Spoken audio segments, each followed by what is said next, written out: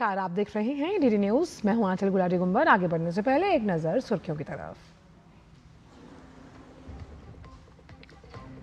प्रधानमंत्री के वादे के अनुसार दिवाली से पहले केंद्र सरकार का बड़ा तोहफा। 22 सितंबर से रोजमर्रा की चीजें और गाड़ियां होंगी सस्ती। नेक्स्ट जनरेशन जीएसटी रिफॉर्म से आम आदमी को होगा फायदा।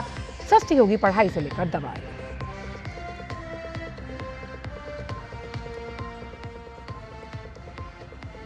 अगली पीढ़ी के जीएसटी रिफॉर्म पर प्रधानमंत्री नरेंद्र मोदी ने जताई खुशी। कहा, आम आदमी का जीवन होगा आसान, देश की अर्थव्यवस्था होगी मजबूत।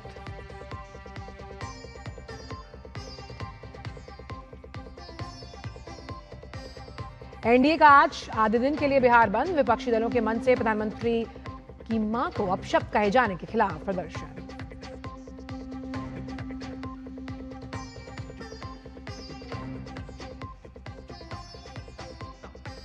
नई दिल्ली में आज प्रधानमंत्री मोदी की सिंगापुर के पीएम से द्विपक्षीय वार्ता। दोनों देशों के आपसी हितों और अंतर्राष्ट्रीय मुद्दों पर होगी बातचीत।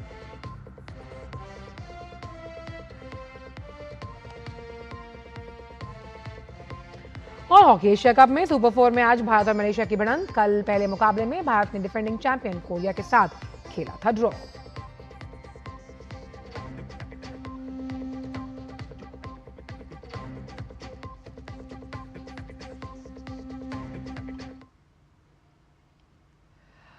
और आइए अब जान लेते हैं सभी खबरों को विस्तार के साथ। प्रधानमंत्री नरेंद्र मोदी के वादे को पूरा करते हुए जीएसटी काउंसिल ने नेक्स्ट जनरेशन जीएसटी रिफॉर्म्स कर दिए, जो इस महीने की 22 तारीख से लागू होंगे। कल वित्त मंत्री निर्मला सीतारमण की अध्यक्षता में हुई बैठक में जीएसटी काउंसिल ने केंद्र के अगली पीढ़ी के जीएसटी सुधारों के प्रस्ताव पर चर्चा की और रोजमर्रा की चीजों पर टैक्स कम करने के लिए जीएसटी में बड़े बदलाव कर दिए। जीएसटी परिषद ने 12% और 28% का जो टैक्स स्लैब था, अब उसे हटाया और केवल अब 5% और 18% की दो दरें इस वक्त रखी गई हैं और साथ ही पुरानी 5% की जो कर दर है उसे शून्य कर दिया गया। तो दिवाली से पहले आपकी बड़ी दिवाली का बूस्टर डोज, जहां रोजमर्रा की चीजों को सस्ता किया गया है। 18% टैक्स जिन चीजों को आप टीवी स्क्रीन पर देख रहे हैं लगाया जाता था, जिस पर अब आपको सिर्फ अपनी जेब से 5% टैक्स देना है, जिसमें आपकी रोजमर्रा की चीजें शामिल है। हेयर ऑयल से लेकर टूथपेस्ट, मक्खन से लेकर जो तमाम डेयरी प्रोडक्ट्स हैं वो, आपके पैक्ड नमकीन, फीडिंग बॉटल्स, बच्चों के डायपर्स, सिलाई मशीन और उसके पुर्जे, इन तमाम वस्तुओं पर टैक्स लगाया जाता था 18%, जिसे अब घटाकर 5% कर दिया गया है।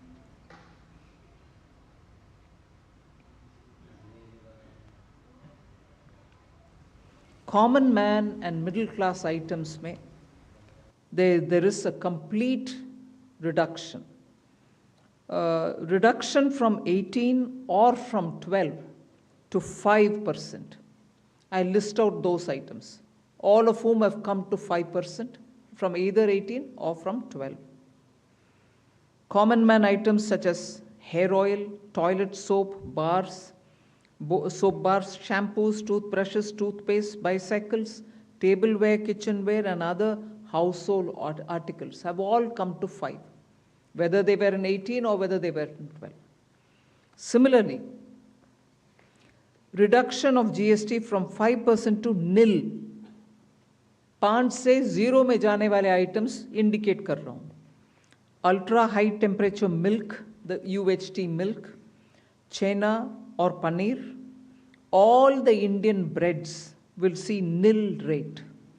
So रोटी किसी के ऊपर भी, चपाती और रोटी और पराठा और whatever it is, they all come to nil. Reduction of GST from 12% or from 18% to 5. इसमें फूड आइटम्स बहुत सारे हैं। नमकीन से भुजिया है, सॉसेस है, पास्ता है, इंस्टेंट नूडल्स है, chocolates, coffee, preserved meat, cornflakes, butter, ghee, ये सब 5% में आ रही है। फिर रिडक्शन फ्रॉम 28 टू 18%। इसमें मिडिल क्लास के एस्पिरेशंस मीट करने वाले बहुत सारी चीज़ हैं। Air conditioning machines, TVs which are over 32 inches, all TVs now at 18%. I want to underline, all TVs are now at 18%. Dishwashing machines, small cars, motorcycles equal to or less than 350 cc are all now coming to 18. उन्होंने कहा कि किसानों और कृषि क्षेत्र के साथ साथ स्वास्थ्य क्षेत्र को भी लाभ होगा। उन्होंने ये भी कहा कि कृषि उत्पाद में इस्तेमाल होने वाली मशीनों पर जीएसटी दर 12% से घटकर 5% कर दी गई है। Agriculture goods such as tractors, agricultural, horticultural and forestry machines for soil preparation or cultivation, harvesting or threshing machines, including straw or fodder balers, grass or hay movers, composting machines, etc., are all coming down from 12 to 5%. Reduction of GST from 12 to 5% on 12 specified biopesticides. Also from 12 to 5 is natural menthol. So किसान के लिए उनके products के लिए जो वो उपयोग करते हैं उन सब में it has come down. वहीं वित्त मंत्री ने कहा कि आम आदमी को सरकार ने बड़ी राहत दी। सीमेंट पर जीएसटी को 28% से घटाकर 18 कर दिया गया। वहीं जो 33 जीवन रक्षक दवाएं हैं उन पर जीएसटी 12% से घटाकर 0 कर दी गई। तो वहीं कई दवाओं और औषधियों की कीमतें 12% से घटकर 5% हैं। और तंबाकू की अगर बात की जाए तो उससे जुड़े कई ऐसे उत्पाद हैं जिस पर 40% का जीएसटी लगाने का फैसला लिया गया है। Handicrafts and also labor-intensive sectors. What are they?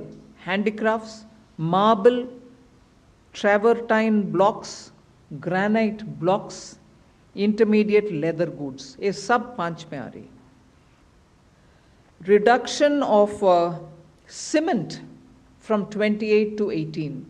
क्योंकि घर बनाने में मिडिल क्लास के लिए सीमेंट इतना आवश्यक है, इसीलिए 28 it has come down to 18. Health related items,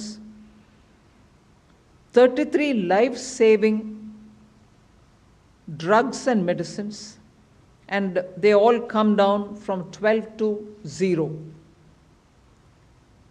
From 5 to 0 and 3 life-saving drugs and medicines used for treatment of cancer, rare diseases and other severe chronic diseases. और वहीं प्रधानमंत्री नरेंद्र मोदी ने जीएसटी काउंसिल के फैसले पर खुशी जताई। सोशल मीडिया प्लेटफॉर्म एक्स पर लिखा कि स्वतंत्रता दिवस पर अपने भाषण के दौरान मैंने जीएसटी में अगली पीढ़ी के सुधार लाने के हमारे इरादे के बारे में बात की थी। केंद्र सरकार ने व्यापक जीएसटी दरों को युक्ति संगत बनाने और प्रक्रियागत सुधारों के लिए एक विस्तृत प्रस्ताव किया था, जिसका उद्देश्य आम आदमी के जीवन को आसान बनाना और आर्थिक व्यवस्था को मजबूत करना है। ये बताते हुए खुशी हो रही है कि जीएसटी काउंसिल, जिसमें केंद्र और राज्य शामिल हैं, उसमें सामूहिक रूप से केंद्र सरकार द्वारा जीएसटी दरों में कटौती और सुधारों पर प्रस्तुत प्रस्तावों को लेकर सहमति व्यक्त की गई, जिसमें आम आदमी, किसान, एमएसएमई, मध्यम वर्ग, महिलाओं और युवाओं को लाभ होगा। व्यापक सुधार हमारे नागरिकों के जीवन को बेहतर बनाएंगे और सभी के लिए, विशेष रूप से छोटे व्यापारियों और व्यवसायों के लिए व्यापार सुनिश्चित करने में आसानी होगी। वक्त छोटे से ब्रेक का है। LIC लाया है unit linked insurance plan index plus. जीवन बीमा पाइए और निफ्टी स्टॉक्स के साथ अपने मार्केट रिटर्न्स को तेजी से बढ़ाइए। इस अट्रैक्टिव कॉम्बिनेशन के साथ अपना कल सुरक्षित कीजिए। सिर्फ 2500 रुपए मंथली प्रीमियम से शुरुआत कीजिए। आज ही LICindia.in पर जाएं। मेरी पसंद, मेरी पसंद, मेरी पसंद, मेरी पसंद, हमारी पसंद, हम सबकी पसंद। मजबूत देश का मजबूत सरिया हो गया steel. Work from home, high salary, बस एक क्लिक में। अरे वाह! अनजान लिंक्स पर क्लिक मत कीजिए। आरबीआई कहता है, जानकार बनिए, सतर्क रहिए। ब्रेक के बाद सभी का स्वागत। प्रधानमंत्री नरेंद्र मोदी की मां को अपशब्द कहने के मामले में एनडीए ने आज बिहार बंद बुलाया। सुबह 7 बजे से ही लोगों में काफी आक्रोश है और वो सड़कों पर उतर आए और प्रदर्शन कर रहे हैं। बीजेपी महिला मोर्चा इस बंद का नेतृत्व कर रही है और बिहार बंद का असर कई जिलों में सुबह से ही देखने को मिला। एनडीए कार्यकर्ता सिवान की सड़कों पर उतरे हैं, वाहनों का परिचालन बंद है, वहीं ऑटो का भी परिचालन बंद कर दिया गया। वहीं पटना में भी बंद का असर देखने को मिल रहा है। पटना में 2000 से ज्यादा पुलिस जवानों की तैनाती की गई। आपको बताएं कि गत 27 अगस्त को दरभंगा में वोटर अधिकार यात्रा के दौरान राहुल तेजस्वी के मंच से प्रधानमंत्री मोदी की मां के खिलाफ अभद्र भाषा का प्रयोग किया गया। उसके बाद से भाजपा लगातार प्रदर्शन कर रही है। और बिहार से ही जुड़ गए हमारे संवाददाता कुमार आलोक। कुमार, इस वक्त जो बिहार बंद है उसका किस तरह का असर आप बिहार के अलग अलग जिलों में देख पा रहे हैं? देखिए, आज अगर बिहार की राजनीति को अगर आप देखेंगे और बिहार बंद के इतिहास को देखेंगे तो आरजेडी का जो बंद होता है, यानी राष्ट्रीय जनता दल का जो बंद का आह्वान होता है, उसे या आह्वान करते थे या भूतकाल में उनका हुआ था, तो ये बहुत ही हृदय विदारक होता था। और वो इतने उसमें उच्छृंखल लोग होते थे कि लाठी डंडों से पीट करके मतलब बाजार को बंद किया जाता था, ऑटो वालों को छेड़ा जाता था। लेकिन भारतीय जनता पार्टी का ये बंद है बहुत डिसिप्लिन बंद है और ये एक प्रतीकात्मक आप कह सकते हैं विरोध है। जिस तरीके से प्रधानमंत्री की माताजी को जिस तरीके से अपशब्द भाषा का प्रयोग किया गया राष्ट्रीय जनता दल, कांग्रेस और महागठबंधन की जो वोट अधिकार की रैली थी, उसके बाद ये प्रतीकात्मक रूप से एक विरोध है भारतीय जनता पार्टी के द्वारा, उनकी महिला मोर्चा के द्वारा। और आप देख सकते हैं कि मैं डकबंगला चौराहे पे हूँ। आप कह सकते हैं दिल्ली का आईटीओ एक तरह से है, ये मुख्य चौराहा है और यहाँ पर वाहन चल रहे हैं, लेकिन दुकान अगर आप देखें तो दुकानें आप पूर्णतः बंद है। लोग अपने आप से उनको कोई प्रेशराइज नहीं किया जा रहा है। और आप देख सकते हैं कि ये मेरे ठीक पीछे कैमरामैन से मैं कहूँगा कि ये जो दुकान है बनारसी पान दुकान है और ये बहुत ही फेमस दुकान है। यहाँ पर लालू यादव पान खाने आते थे ऐसा, और ये भी दुकान बंद है। इसके अलावा अगर आप कहें कि स्वतः स्फूर्त जो जिसे कहते हैं कि लोगों ने, आम जनता ने इसको इस विरोध को जो भारतीय जनता पार्टी के द्वारा जो विरोध प्रदर्शन किया गया है या विरोध के रूप में जो प्रतीकात्मक बंद किया गया है, उसको आम जनता समर्थन कर रही है। एक चीज़ और समझना चाहेंगे आपसे कुमार, क्योंकि प्रधानमंत्री ने कहा था कि ये उनकी मां को कहे हुए अपशब्द नहीं बल्कि हर उस बिहार की मां को कहा गया है। ऐसे में आपने वहां महिलाओं की बात की और इसकी अगुवाई भी जो बीजेपी की महिला मोर्चा है वो कर रही है। अगर बात की जाए मां, जो आम मां है, महिला है, उसका क्या कहना है इस पूरे मुद्दे को लेकर? देखिए, जिस दिन जीविका की दीदियों को संबोधित कर रहे थे वीडियो कॉन्फ्रेंसिंग के द्वारा प्रधानमंत्री नरेंद्र मोदी, और 105 करोड़ रुपए की राशि निर्गत की गई है केंद्र सरकार के द्वारा जीविका दीदी को। जीविका दीदी की यानी कि 10,000 रुपये प्रत्येक महिलाओं के जो घर के एक सदस्य जो भी महिला सदस्य है उसके खाते में 10,000 का अकाउंट ट्रांसफर इसी महीने होगा। तो उन लोगों से जब हमने बात की तो एक तरह से रोष था उनमें कि अगर वो किसी की माँ को गाली दे रहे तो क्या हमको छोड़ रहे क्या? हम भी माँ बहन वाले लोग हैं, हम भी परिवार के लोग हैं। और इस तरीके के अपशब्द का प्रयोग करना अपने आप में निंदनीय है और महिलाओं में काफ़ी रोष है। आम महिलाओं की मैं बात कर रहा हूँ, भारतीय जनता पार्टी की महिला मोर्चा की बात मैं नहीं कर रहा हूँ। तो हमने उन लोगों से बात की थी, उसको हमने लाइव टेलीकास्ट भी किया था डीडी न्यूज़ ने। तो जीविका दीदी की महिलाएँ जो थी उनमें काफ़ी रोष था। और सही बात है कि जिस तरीके का अभद्र भाषा का प्रयोग किया गया और अभी तक कोई अपोलोगाइज नहीं किया गया, यानी कि न तेजस्वी यादव ने इसको लेकर के माफ़ी मांगी, न राहुल गांधी ने इसको लेकर के कोई क्षमा की बात कही, या महागठबंधन के और भी जो लोग थे जो वोटर अधिकार रैली में शामिल थे उनकी ओर से भी कुछ। आप देख सकते हैं बाहर से भारतीय जनता पार्टी के कार्यकर्ता एक बार फिर आने शुरू हो गए, सड़क पे लेट गए। आप देख सकते हैं वहाँ पर विरोध प्रदर्शन यहाँ पर जोर पकड़ रहा है। और महिला मोर्चा के सदस्य भी अब वहाँ आप दूर से कैमरामैन को कहेंगे कि आप देखिए कि एनडीए, पूरा एनडीए यानी कि जनता दल यूनाइटेड, लोजपा, लोक जनशक्ति पार्टी, रामविलास पासवान, हम जो जीतन राम मांझी की पार्टी है, ये सारे दल यहाँ पर इकट्ठा है। बहुत भारी संख्या में महिलाएं आ रही है। मैं दूर से देख सकता हूँ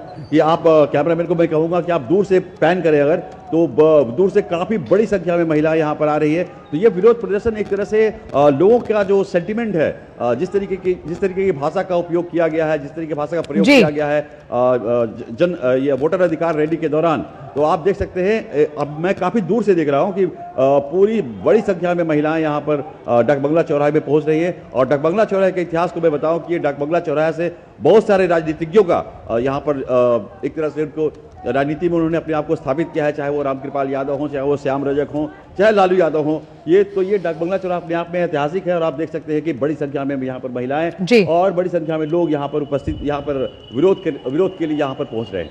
बिल्कुल, तो बिहार बंद का असर देखा जा रहा है और बहुत ही पीसफुल तरीके से जो खास तौर पर जो घटक दल हैं वो भी इस पूरे मुद्दे पर अगर बिहार की राजनीति की बात की जाए तो एनडीए के साथ खड़े हुए नजर आ रहे हैं। बहुत बहुत शुक्रिया आपका कुमार, इन तमाम जानकारी को हमसे साझा करने के लिए। और वहीं वक्त अब एक छोटी सी ब्रेक का, ब्रेक के उस पार भी खबरों का सिलसिला रहेगा जारी। आप देखते रहिए डीडी न्यूज।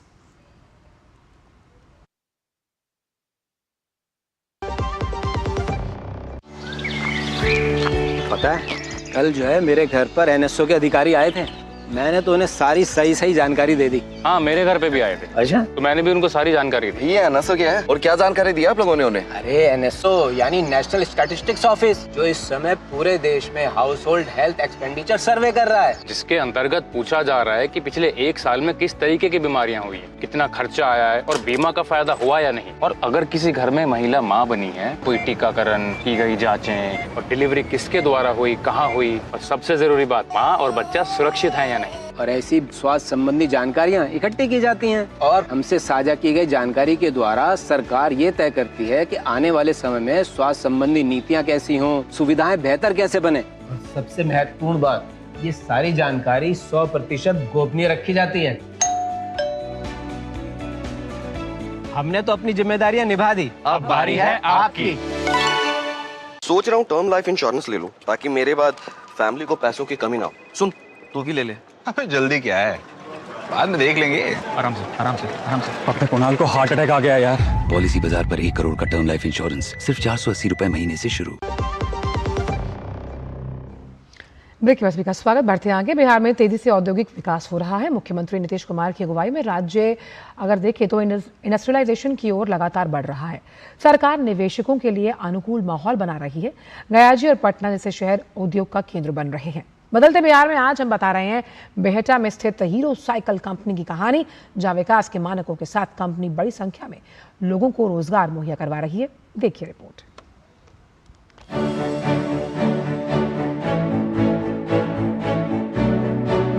पहले यह माना जाता था कि बिहार बड़े निवेश को आकर्षित नहीं कर सकता, लेकिन अब यह धारणा बदल गई है।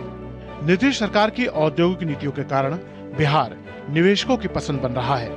सन 2005 में बिहार में एनडीए सरकार बनने के बाद इंफ्रास्ट्रक्चर, बिजली और उद्योग पर सरकार ने विशेष ध्यान दिया। राज्य के पटना जिले के बेहटा में स्थापित हीरो साइकिल की कंपनी राज्य में उद्योग जगत के लिए एक नजीर है। इस कंपनी की स्थापना के बाद आज इसमें बड़ी संख्या में स्थानीय लोग कार्यरत हैं। पहले जहां लोग राज्य के बाहर जाकर रोजगार की संभावना तलाशते थे, वैसे लोगों को घर में ही रोजगार मिल रहा है। मेरा नाम दिलीप विश्वकर्मा हुआ, घर दादोपुर हुआ, विक्रम थाना हुआ, जिला पटना हुआ। इसके पहले कर्नाटक थे और इसके बाद 2 साल से यहाँ पर हम काम कर रहे हैं। मैंने सुविधा हमको बहुत ज़्यादा पड़ रहा है यहाँ से घर पे जाने आने में। वहाँ सर दूरी पड़ता था, पर परिवार को देख नहीं पाते थे। इसके वजह से हम अपना यह कंपनी ज्वाइन किया और यहाँ बहुत अच्छा तरह से हम अपना परिवार को दिखा रहे हैं। काम चल रहा है, मेरा भी कोई तरह की दिक्कत नहीं है। हम अपने सेल्फ डिपेंडेंट महसूस करते हैं और फैमिली को भी हेल्प कर सकते हैं। सर इससे हम अपने पढ़ाई में भी मैनेज हो जाता है, हमारा पढ़ाई भी अच्छे तरीके से चलता है और काम के साथ साथ नई चीज़ें हमें भी सीखने के लिए मिलती है और फैमिली सपोर्ट भी हो जाता है। सर कर्नाटका में थोड़ा पानी खड़ा था तो तबीयत खराब हो जाता था हमेशा, इसलिए फिर बिहार आ गए।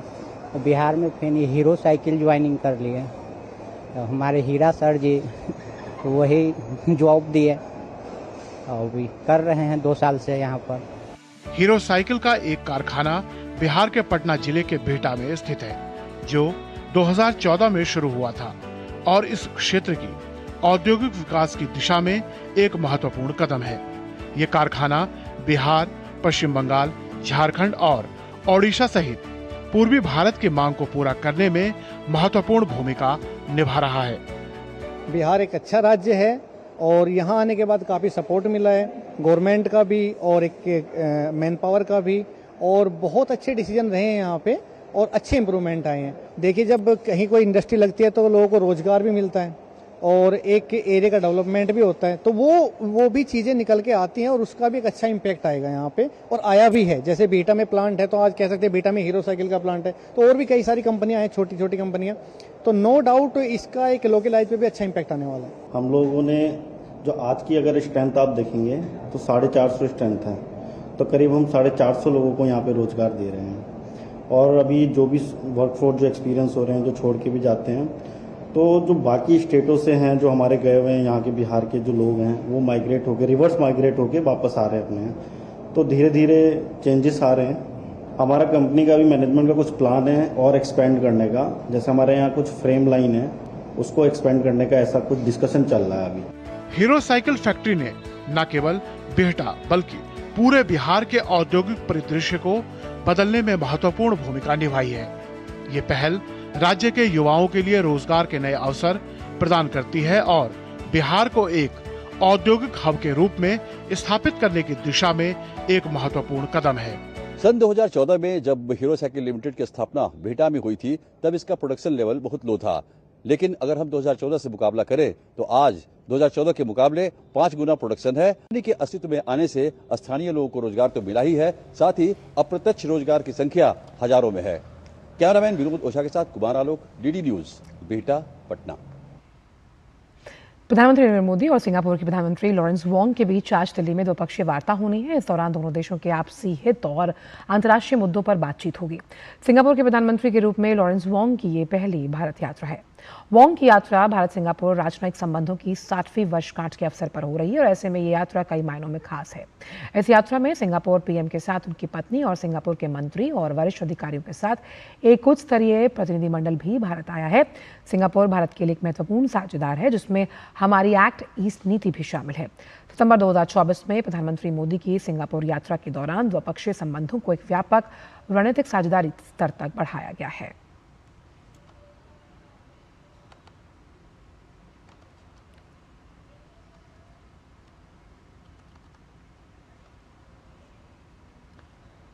और अब बात टोरंटो अंतर्राष्ट्रीय फिल्म महोत्सव की, जिसकी आज से शुरुआत हो रही है, जो 14 सितंबर तक चलने वाला है। और इस साल ये फेस्टिवल अपनी 50वीं वर्षगांठ मना रहा है। इस महोत्सव में 50 देशों की 251 फिल्में दिखाई जाएंगी। इनमें से कुछ भारत की भी प्रतिष्ठित भारतीय फिल्में हैं। शोले भी इस महोत्सव में दिखाई जाने वाली है। भारत फिल्मों में महिलाओं को बढ़ावा देने और वेव्स बाजार के साथ बड़े पैमाने पर काम कर रहा है, जो भारत को एक वैश्विक फिल्म निर्माण केंद्र के रूप में स्थापित कर रहा है। ज्यादा जानकारी के लिए इस वक्त टोरंटो में मौजूद है हमारी संवाददाता मुनमुन भट्टाचार्य। उनसे बात करते हैं। मुनमुन, खासतौर पर अगर देखा जाए तो इस महोत्सव में भारत किस तरह से अपना रिप्रेजेंटेशन दर्ज करवा रहा है?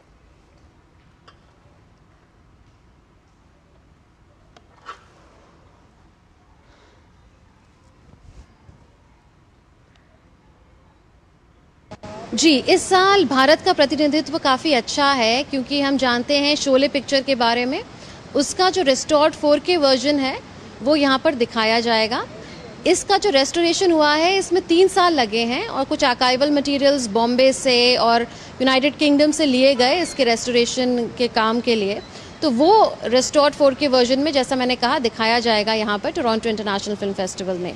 एक और डिजिटली रिस्टोर्ड 4K वर्जन में पिक्चर है सत्यजीत रे की अरिंदर दिन रात्रि, उसको भी दिखाया जाएगा। आपको शायद मालूम हो कि मई में जब कैन फिल्म फेस्टिवल हुआ था तो वहाँ पर उसको दिखाया गया था। तो ये एक तरीके से नॉर्थ अमेरिकन प्रीमियर कह सकते हैं अरिंदर दिन रात्रि की। इसके अलावा गांधी करके एक वेब सीरीज़ है जो हंसल मेहता ने बनाई है, उसको भी यहाँ दिखाया जाएगा। पहली बार को इंडियन वेब सीरीज़ यहाँ पे एक पर्टिकुलर सेक्शन के अंडर उसका चुनाव हुआ है दिखाने के लिए, तो ये एक बड़ी महत्वपूर्ण बात है। उसके अलावा नीरज घेवान की होम बाउंड पिक्चर है, जिसमें ईशान खट्टर हमें दिखते हैं, जानवी कपूर हमें दिखते हैं और विशाल जेठवा हमें दिखते हैं। तो ये पिक्चर भी दिखाई जाएगी यहाँ पर। और आपको याद होगा कि कैन फिल्म फेस्टिवल में इसी साल मई में इसको दिखाया गया था अनसर्टेन रिगार्ड सेक्शन में। इसके अलावा बंदर मंकी इन अ केज, जिसका अंग्रेज़ी में नाम है, अनुराग कश्यप की फिल्म है, इसको स्पेशल प्रेजेंटेशन सेक्शन में भी दिखाया जाएगा। तो ये कुछ फिल्में हैं अगर हम भारत की बात करें जो यहाँ पे दिखाई जाएंगी। एक और फिल्म है जो बयान है उसका नाम, जो एक भारतीय डायरेक्टर हैं उन्होंने बनाई है, वो भी दिखाई जाएगी। ये जो है डिस्कवरी सेक्शन में दिखाई जाएगी। ये जो नए फिल्म मेकर्स हैं, जो इमर्जिंग फिल्म मेकर्स हैं, उनके जो डेब्यू फीचर्स हैं उसको दिखाती है। तो ये विकास रंजन मिश्रा की फिल्म है, ये भी दिखाई जाएगी। बिल्कुल, तो सिनेमा का मेला है टोरंटो फिल्म फेस्टिवल में, जहां आपको हर तरह की फिल्म देखने को मिलेगी। बहुत बहुत शुक्रिया मन्नू इन तमाम जानकारी को हमसे साझा करने के लिए। और अब बात कर लेते हैं हम बिहार के राजगीर की, जहां खेले जा रहे हॉकी एशिया कप में भारतीय टीम आज सुपर 4 में मलेशिया के खिलाफ खेलने वाली है। इससे पहले कल सुपर 4 के अपने पहले मैच में भारतीय टीम को कोरिया के खिलाफ मुकाबला 2-2 से ड्रॉ खेलना पड़ा। मैच का पहला क्वार्टर 2-1 से कोरिया के नाम रहा। मैच में भारतीय टीम ने शुरुआती बढ़त जरूर हासिल की और हार्दिक ने मैच के पहले ही मिनट में गोल कर टीम को 1-0 से आगे किया, लेकिन उसके बाद कोरिया की टीम ने पेनल्टी स्ट्रोक और पेनल्टी कॉर्नर के माध्यम से गोल कर बढ़त बनाई। दूसरी ओर तीसरे क्वार्टर में दोनों ओर से कोई भी गोल देखने को नहीं मिला और चौथे क्वार्टर में भारतीय टीम की तरफ से आक्रामक खेल दिखा। मनदीप ने गोल कर स्कोर को 2-2 की बराबरी पर लाकर खड़ा कर दिया।